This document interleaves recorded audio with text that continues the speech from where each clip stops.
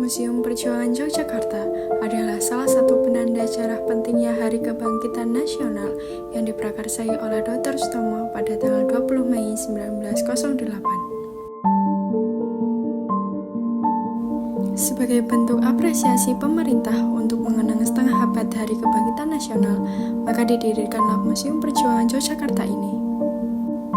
Pembangunan museum dimulai dengan peletakan batu pertama oleh Sri Paku Alam ke-8 pada tanggal 29 Juni 1961, kemudian pembangunan Museum Perjuangan pun selesai pada tahun 1963. Rancang bangun dari wisata museum ini adalah hasil perpaduan gaya arsitektur zaman Kekaisaran Romawi kuno dan juga Candi Mataram Hindu.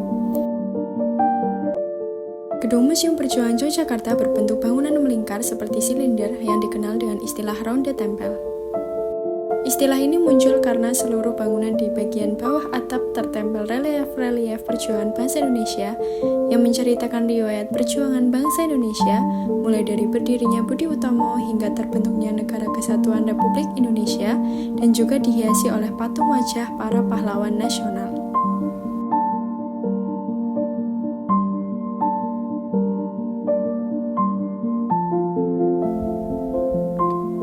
Di bagian kiri dan kanan pintu masuk museum terdapat hiasan makara berbentuk binatang laut.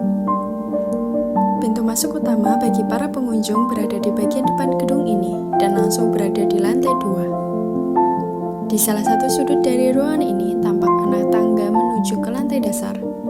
Lantai dasar ini dahulu sempat dimanfaatkan sebagai museum sandi negara yang memajang koleksi aneka persandian. Di lantai utama ini terdapat banyak koleksi pernak-pernik perjuangan mulai dari meja dan peralatan makan yang pernah dipakai oleh Presiden Soekarno. Selain itu, terdapat peninggalan sepeda tua, alat komunikasi radio perjuangan, dan juga tas milik Bung Hatta yang masih asli.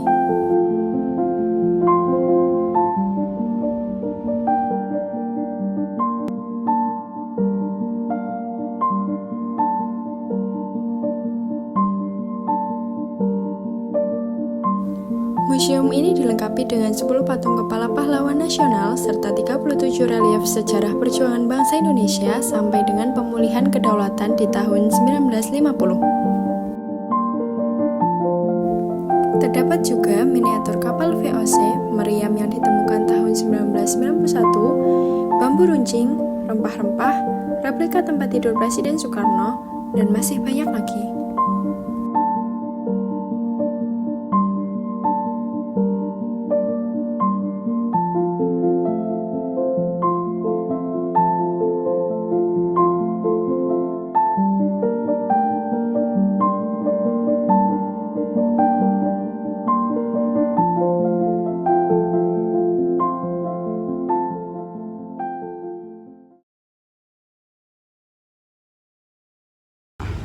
Setelah kita menjelajahi bagian dari Museum Perjuangan ini, banyak hal yang kita dapat untuk dijadikan pelajaran. Salah satunya bahwa kemerdekaan Indonesia ini diperoleh dari perjuangan bangsa Indonesia itu sendiri, bukan dari orang lain. Nah, dari museum ini kita dapat mengetahui bagaimana sih cara perjuangan untuk melawan penjajah, dan juga kita dapat mengetahui rasa cinta tanah air pejuang, rasa nasionalisme pejuang, dan juga persatuan dan kesatuan untuk mewujudkan Indonesia yang merdeka.